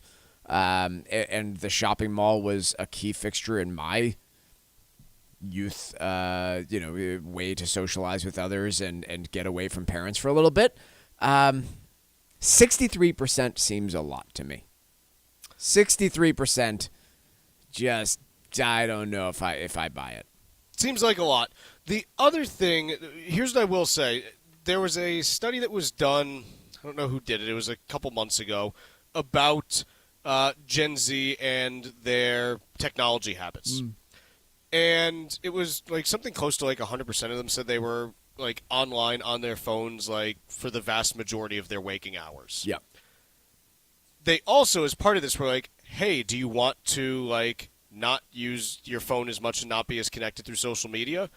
And a very high percentage of them were like, yes, I hate what I'm doing, but I keep doing it. So is it's basically an the addiction. response. Yes. Yeah, so maybe that's what this result is showing, is that Gen Z is displaying a desire to disconnect from their phones and the internet a little bit more, but it doesn't seem to be successful when you look at the numbers. No, and look, there's a reason why, if you look at where all of the advertising and marketing dollars are going, like they're going to online like they're going to TikTok, they're going to Instagram and stuff like that, where you can buy stuff with the click of a button online. There, it's because it makes it easy. So I'm sure that there are. I'm not trying to poo-poo this entirely, but I'm more saying, hey, you have a survey that's being conducted by malls where we've been talking about the demise of malls for a long time, and a lot of it has come to fruition, unfortunately for them. It's not a disinterested third party that is surveying this, and I don't have access to the language to see how they worded it in a way that might have ended up making this seem better than they wanted in this case. Right. Or better than reality, I guess. Yeah. There's plenty of data that gets collected on this. CoStar is one of them that looks at the total retail square footage per capita. And I take this as a good sign. It has been on a steady decline since 2009, where we had 56.5 square feet of retail space per capita in the United States. As of 2023, that was down to 54.3. It's not much of a decline, but we'll be able to track that, right? If Gen Z is saying, hey, I'm going to do a lot more shopping in stores, then guess what? That decline is going to stop. We're going to see it. I don't think it's going to. Yeah, I tend to agree. It's just companies are really good at getting people to do stuff on their phone by minimizing barriers to whatever action they want you to undertake. Piece here today in Barron's. Home prices aren't the only thing stopping millennials from buying real estate. What's really worrying them? What's worrying millennials about buying real estate, Michael? Well, apparently the generation, when polled, sees homeownership as a speculative asset with wild price swings, which is just so far away from almost every American's actual reality. Right? I mean, other than 2008, tell me what period of time has been defined by massive price swings and real estate. 2021, 22. Well, but homeownership, and I guess just dramatically to the upside in that case. Right. But there's been very few instances I can look at through the history of American homeownership to say, oh yeah, beware, because this is a really wild and volatile asset class. No, especially when we talk about like the lack of construction that's going on the single-family home thing. Yeah. Again, this is not to say that home prices can never go down. That's not what I'm saying. But it's much more, hey, without the kind of leverage that you saw in the run-up to the financial crisis, it's kind of hard to see like the massive shift that you did, then in prices nationally in the time span that you did. Would I be surprised if the next decade overall home price growth is much more moderate than the last 4 or 5 years? No. Yeah. But there's a difference in saying that from, hey, this is, a hugely volatile asset class. And the other part that I always come back to is, look, ultimately, when you're talking about your primary residence, I know oftentimes like we tend to view it as an investment, and maybe that's like a secondary function. But ultimately, the goal is for it to provide shelter for you. Mm-hmm. And so unless you're planning on moving, you kind of sit there and say, okay, like, do you check the price of your house on Zillow every day? Well, no, I'm not worried about selling. Yeah. Homeownership in the United States is massively subsidized by the federal government. That too. And if you're not doing it, you're saying no to a massive subsidy. Let's take a quick break here. We got the trivia answer coming up after this, and we'll also talk about how much retirees should plan to spend in a normal year. Bringing the latest financial news straight to your radio every day. It's the Financial Exchange on the Financial Exchange Radio Network. The Financial Exchange and Veterans Development Corporation are proud partners of the Disabled American Veterans Department of Massachusetts. The DAV provides thousands of hours of voluntary services at our VA medical centers and is the only DAV department in the country to lead a veterans housing initiative for single veterans and for those with families. These programs are critical to serving our veterans in their time of need. You can help our great American heroes by making a donation today. Please visit davma.org. That's davma.org. It happens all over Massachusetts. Can you tie my shoes? In every home and every community. Be careful on your bike. Learning can happen anytime, anywhere. We'll see you at practice this weekend. And no matter how learning takes place in your family's life, DESE is there as your partner. The Massachusetts Department of Elementary and Secondary Education. Never stop learning. Find out more at mass.gov/back-to-school. Sponsored by the Massachusetts Department for Elementary and Secondary Education. Early estate planning is crucial if you want to protect your assets and avoid massive tax consequences. Cushing & Dolan are experts in elder law and taxation, and their new free guide can help give you just that. It's called Balancing Asset Protection and Avoiding Estate Taxes. In it, you'll learn how to keep your assets away from the nursing home while reducing and potentially eliminating your estate taxes. If you have an existing estate plan but aren't sure about your potential liability, or you need a new plan, call Cushing & Dolan today at 866-848-5699 and get this free guide called Balancing Asset Protection and Avoiding Estate Taxes. Don't leave your assets to chance. Call 866-848-5699. That's 866-848-5699. Or you can request your guide online from our website, LegalExchangeShow.com. That's LegalExchangeShow.com. The proceeding was paid for and the views expressed are solely those of Cushing & Dolan. Cushing & Dolan and or Armstrong Advisory may contact you offering legal or investment services. Cushing & Dolan and Armstrong Advisory do not endorse each other and are not affiliated. The U.S. Virgin Islands are St. Croix, St. Thomas, and St. John. Visit one or all three and enjoy the vacation of a lifetime. Each island is special in its own unique way, so whether you want the heritage of St. Croix, the pristine beaches of St. Thomas, or the calm and relaxation of St. John, the U.S. Virgin Islands is one of the top vacation spots to visit in the Caribbean. You can expect perfect temperatures, a wide variety of water sports, world-class cuisine, and a vibrant nightlife. From the moment you arrive, you'll fall naturally in rhythm with the heartbeat of the islands. There's no money to exchange, and travel from New England could not be easier. Make your plans now by going to visitusvi.com. Learn about all three islands and plan the ideal vacation for you and your family. America's Caribbean paradise is waiting for you. So head to visitusvi.com for more information and to reserve your trip today. That's visitusvi.com. Hi, this is Chuck and Mike from the Armstrong Advisory Group, and our guide this month is titled Key Numbers to Know for 2025. Mike, when it comes to 401ks and their contribution limits, 2025 is a little bit unique in that it is the first year of the super catch-up limit. It is, yeah. So there's a brand new contribution excess amount that you can put into your retirement plan, but only for a very specific window. You must be between the ages of 60 and 63 to participate in this special super catch-up contribution, according to the Secure Act 2.0. And so there's a little bit extra that you might be able to put in if you fall into that age demographic. So how much is the normal 401k max? How much is the regular catch-up? And then how much is the super catch-up? Yeah, so for the normal 401k contribution limits, the most that you can put in 2025 is going to be $23,500. If you are over the age of 50, you can do an extra $7,500 into that 401k. And then finally, if you just happen to be in that narrow band, you can do an additional $3,750 catch-up contribution on top of everything else that we already went through. Folks, our guide this month is titled Key Numbers to Know for 2025, and this is just one of the numbers that's included in it. We also have discussions about IRA contribution limits, tax brackets, a whole bunch of different things that are included in here. How do you request the guide? Call 800-393-4001. That number again to request the guide is 800-393-4001.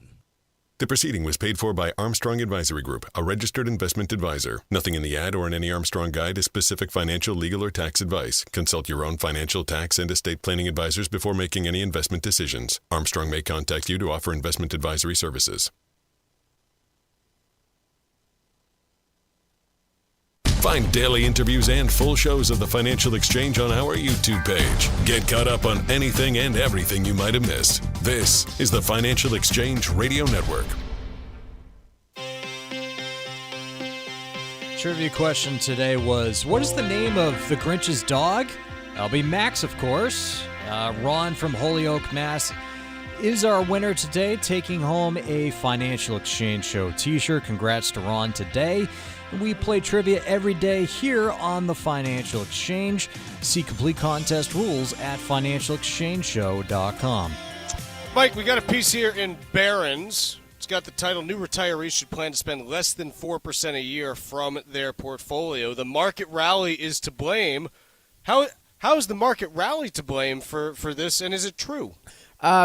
I don't know that the market rally specifically is what's to blame, but I think they are making a point that we have made ourselves, Chuck, which is equity levels and valuations are at such a high that realistically you might want to consider being pessimistic about returns for the next 25 years compared to where they've been for the last 25 years or 10 years or whatever time period you want to take a look at.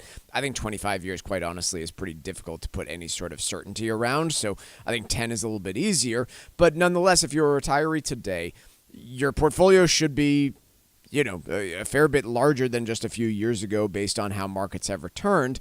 And I do think it is incredibly reasonable to sit here today and say, I'm going to use a lower assumed growth rate for the growth portion of my portfolio than I was using just 5 years ago.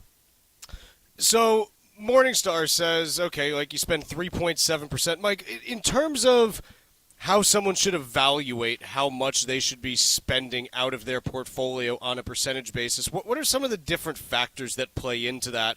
And how often should someone be looking to make, that kind of reassessment? Yeah, there's a ton of them, and I don't think that this is a great rule of thumb, but it's the best starting point I think you can have if you're not going to do any of the actual legwork, is to say, hey, if I'm focusing on retiring in the next few years, when I factor in all my other stuff like Social Security, pensions, work income that I'm going to have in retirement, can I make do on 4% or less of my portfolio? That is at least a good starting point rule of thumb for how you should look at all these things. Now, if during the first 5 years of your retirement you need to pull 6 or 7% out because you're not filing for Social Security yet, and there's some big expenses that you're incurring, that might just be totally fine, so long as those things are going to kick in later, and then you are going to lower your expenses because you're anticipating this, that, or the other. But this can be a usable and useful starting point rule of thumb for folks. But the fact of the matter, as you know, Chuck, it doesn't end there. You can't just, put this up in the air and say, well, yeah, I'm good at under 4% and I should be fine. There's so many other considerations to take into place here. And reality is nobody's lives just proceed like this where, oh, yeah, I can just take 3.5% with no surprises whatsoever in retirement and I'll be just fine. Sure. Your roof blows off, you have a septic issue, you face long-term care concerns that are very costly. All of those things can change it. But I think the key point here, Chuck, for me at least, is investors have been given a tremendous stock market over the last few years. And if they're facing down retirement, it hopefully has positioned them a little bit better than they were a few years ago if they've had a 401k or another bucket of savings that has been invested somewhat in U.S. equities. You're better off than just a few years ago. The time to evaluate all of that and figure out what it actually means for your plan and figure out if I am too aggressive for my spending strategy in terms of investments, I'm too conservative, if inflation or market risk is my bigger risk heading into retirement, the time was yesterday. So, it's really important to evaluate all this and understand that expectations have changed. Expectations for what equities will do in the future have changed by almost every expert out there. And so if you're not factoring that in, right? I mean, we talk about it at length. Goldman's expecting only 3% a year for the next decade from stocks. Expectations need to change for what your portfolio is going to do in the future. And if you're not factoring that into your personal retirement plan, you should. If all this is Greek to you, or if you could use a refresh or just a check-in on where your strategy is and where your plans for the future lie, call the Armstrong Advisory Group at 800-393-4001. We have a team of financial advisors that work on this with their clients all day, every day, and they'd be happy to sit down with you too. That number for the Armstrong Advisory Group, again, is 800-393-4001. The proceeding was paid for by Armstrong Advisory Group, a registered investment advisor. Nothing in the ad or in any Armstrong guide is specific financial, legal, or tax advice. Consult your own financial, tax, and estate planning advisors before making any investment decisions. Armstrong may contact you to offer investment advisory services.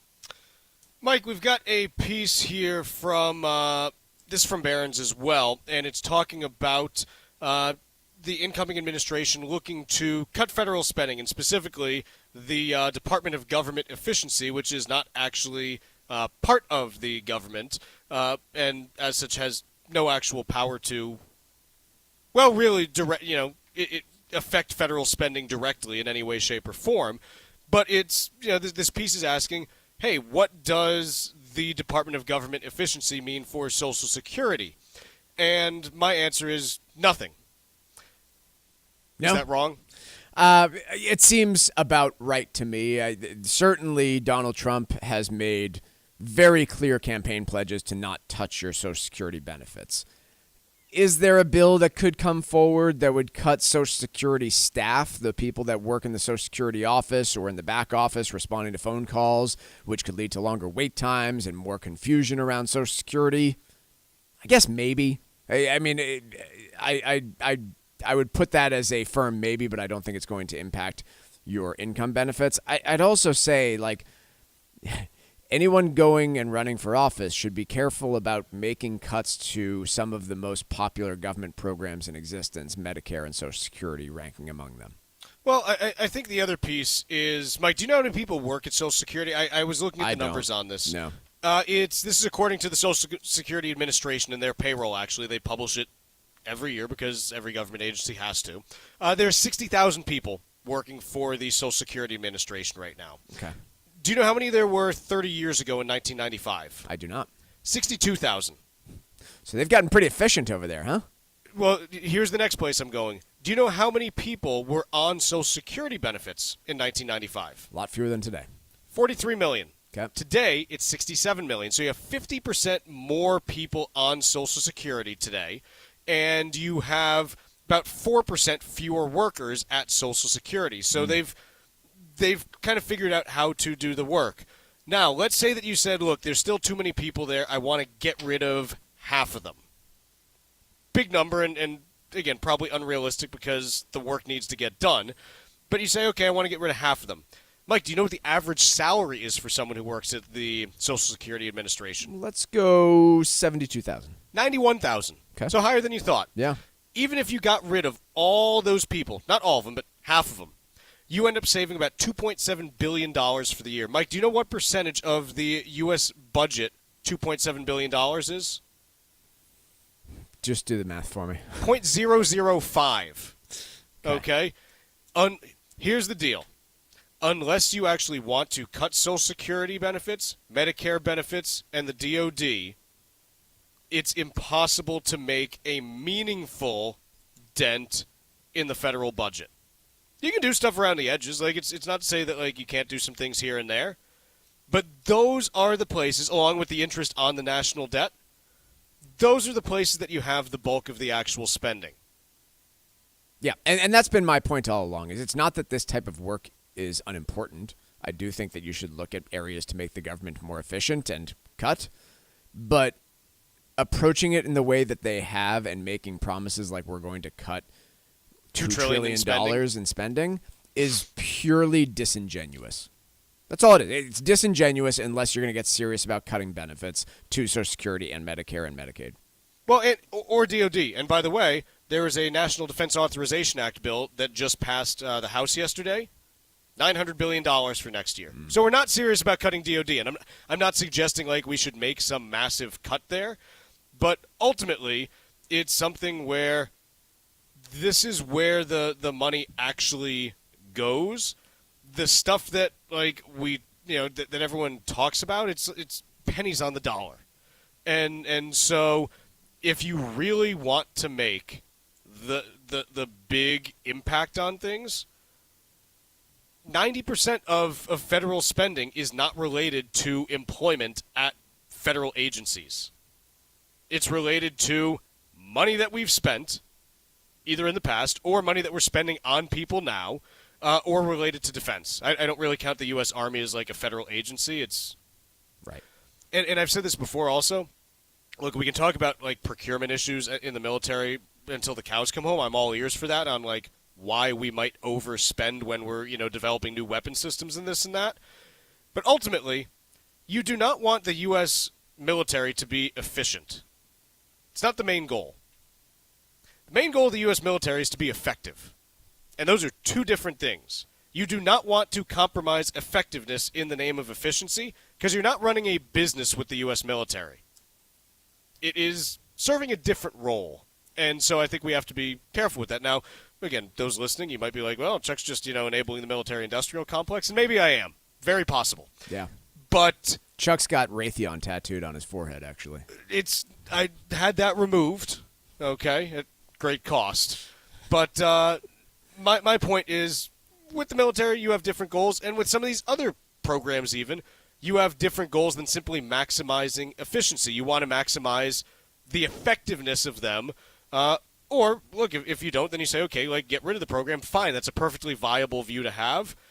But I'm not saying, like, I would agree with it in every case, but let's call a spade a spade. There's a difference between efficiency and effectiveness, and for certain programs like the military, and even like Social Security, you want them to be effective, not necessarily efficient. We can agree there. It's kind of that's all I have. That's all I have to say about that.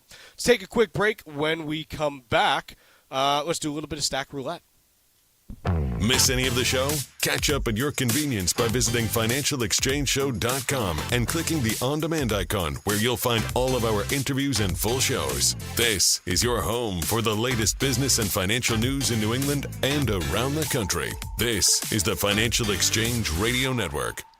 If your business needs support tracking inventory, SAB Solutions can help. For 15 years, our automated warehouse management system has made businesses more efficient and avoid delayed shipments to their customers. Call SAB Solutions today at 508-359-8370 and learn about our inventory management system. Your warehouse will quickly show an increase in productivity and accuracy. Call 508-359-8370 or visit us online at sabsolutionsma.com. The Financial Exchange and Veterans Development Corporation are proud partners of the Disabled American Veterans Department of Massachusetts. The DAV provides thousands of hours of voluntary services at our VA medical centers and is the only DAV department in the country to lead a veterans housing initiative for single veterans and for those with families. These programs are critical to serving our veterans in their time of need. You can help our great American heroes by making a donation today. Please visit davma.org. That's davma.org. The U.S. Virgin Islands are St. Croix, St. Thomas, and St. John. Visit one or all three and enjoy the vacation of a lifetime. Each island is special in its own unique way, so whether you want the heritage of St. Croix, the pristine beaches of St. Thomas, or the calm and relaxation of St. John, the U.S. Virgin Islands is one of the top vacation spots to visit in the Caribbean. You can expect perfect temperatures, a wide variety of water sports, world-class cuisine, and a vibrant nightlife. From the moment you arrive, you'll fall naturally in rhythm with the heartbeat of the islands. There's no money to exchange, and travel from New England could not be easier. Make your plans now by going to visitusvi.com. Learn about all three islands and plan the ideal vacation for you and your family. America's Caribbean paradise is waiting for you. So head to visitusvi.com for more information and to reserve your trip today. That's visitusvi.com.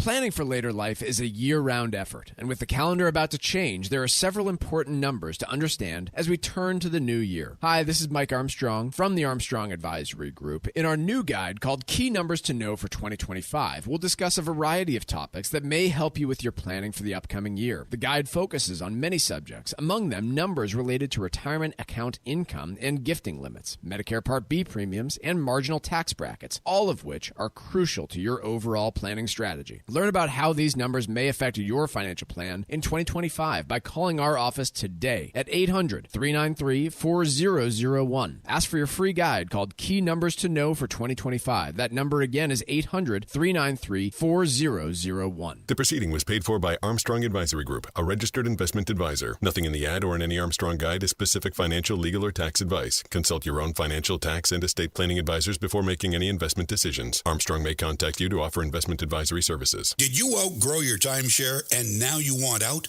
But you can't. You can't sell it, and you can't get out of the contract. Imagine trying to get out of your mortgage. That's what a timeshare is. You can't just call up the bank and say, I don't want to pay it anymore. But we may be able to help you do just that. Listen, a timeshare maybe for you once was a great thing, but now you don't use it much. And they are not easy to get rid of. Plus, you do have to pay for it every month. Qualified timeshare owners can get out of their contract legally and permanently without ruining your credit or even filing bankruptcy. And imagine no more mortgage payment or fees. Call the Timeshare Exit Hotline qualification line now. It's free to learn more. 800-455-7967. 800-455-7967. 800-455-7967. That's 800-455-7967. Paid for by Timeshare Defense.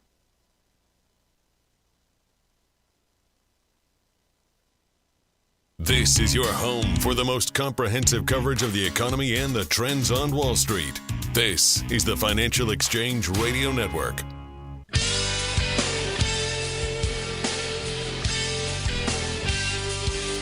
This segment of the Financial Exchange is brought to you in part by the U.S. Virgin Islands Department of Tourism. The U.S. Virgin Islands are St. Croix, St. Thomas, and St. John. With winter on the horizon, now's the time to start looking at a fabulous holiday vacation, and there's no better place than the U.S. Virgin Islands. Enjoy perfect weather, world-class dining, incredible beaches, and a vibrant nightlife. No passport is needed, and there's no money to exchange. Take your next vacation in America's Caribbean paradise, the United States Virgin Islands. Go to visitusvi.com to book your trip. That's visitusvi.com. Mike, what do you got for me for Stack Roulette? The Wall Street Journal with a piece on what must be the least pitiable group that you can find, or up there maybe. The people who refused to go back to the office and then subsequently lost their jobs. We have covered at length the stories of companies calling their employees back to the office, threatening layoffs or not layoffs, firings if they do not return and meet those in-office requirements. And while it's still pretty rare for it to happen, there have been several in the Wall Street Journal. Spoke to a number of them, and I like I said, I can have zero pity for any of the people that, thought they wouldn't get their job taken away because they disobeyed a direct order from their bosses and then got fired. I have a little pity for them. I don't. Well, I don't. It's not for the disobeying the direct order. Yeah. It's more, hey, they were hired under the guise that this was a full-time remote position. Right. And then the company decided to change that on them. 100%. And if that's not fair and you feel not great about that, I think you have a reasonable grievance. But once the company says, we changed our mind and you're back in the office, and you say, that's not fair, I'm not coming back, then you should expect to be fired. Right. And look, ultimately, anyone who works anywhere is at the mercy of their employer as far as the terms of their employment. And I know that like return to office is the one that we're seeing, now in terms of where there's, kind of a crux there, but or a difference of opinion there. You go back 15 years, it's 2009, it's 8 months after the S&P 500 bottomed, and the arguments then would be, look, how come you're only getting me for 25 hours this week? Why can't I do 40? And it was, hey, like I thought I was going to be able to get 40 hours. Well, there just isn't enough demand. Like that was the issue that employees and employers were fighting over 15 years ago in a very different economy. And so that there are always going to be these things that come up. What I do find, and look, there are different reasons why companies are doing this. There are some where they're saying, look, we want to go through a round of layoffs, but we don't want to call it a layoff. Boom. We're going to force return to office, and if you don't comply, great. That's how we're getting rid of headcount. And guess what? I get to fire you for cause without paying severance. Correct. I'm not saying this is good. I'm saying like this is bad. This you is probably why can't even collect for unemployment then? I'm sure you can. Yeah, you probably can. I'm sure you can. And I would hope you can, quite honestly. Yeah. So like there's situations like that. There's others, and this is what I suspect of some of Amazon's return to work plans. Hey, Amazon, remember all of the ink that was spilled over Amazon HQ2? Yes. Well, look, they got deals with, was it DC and did they end up pulling out of doing anything in New York? No, I think they have that dual HQ2. But yeah, to your point, there are significant tax cuts that they receive contingent upon having people actually working there. Right. So with Amazon, it might be, yeah, if we don't get you back to office, we're not getting the, millions or billions of dollars that we were promised by these metro areas in order to move our headquarters there. So there's all different reasons why companies are doing this. Some of them are just, managers who don't like remote employees. Like, I'm not saying this is wrong or right. I'm just saying these are the possibilities out there. But ultimately, remote work, I think that the problem is it was something that people assumed was a baseline condition of their employment. And employers are viewing it much more as a bargaining chip for various different reasons. Yeah. And so, do I totally understand the person who bought a home in Washington State while working for a company based out of San Francisco and then decided, hey, I'm not going to sell this house because I've got a 3% mortgage rate, so I'm not coming back, and then got fired? I can understand it, but now that person's been unemployed for something like 9 months and might be relocating anyway now out of force because he can't find a job in his field that pays anything like what he earned previously. I want to talk about this piece from the New York Times. CEOs are doing a bunch of mind-altering drugs trying to make themselves happier. Is this good or bad? I don't know. I don't do mind-altering drugs, so I don't really have much of an opinion on it. I also don't really care what somebody does in the privacy of their own home. It's kind of interesting that this is making like a full story in the New York Times because, I don't know, hasn't like Steve Jobs, who's kind of lionized as like the golden child of CEOs all time. Yeah. Didn't he spend like most of the 80s wandering, not most, but like a couple of years wandering around doing LSD, and he's written and talked about it, like how it transformed his life? Maybe this is more of an applause for that type of behavior rather than a discrediting. I don't know. Maybe. I don't know. I just find it interesting that like you're making a whole story about it now when it's not really new news, I don't think. Let's take a quick break here for the rest of the day. We'll see you tomorrow to wrap up the week on the Financial Exchange.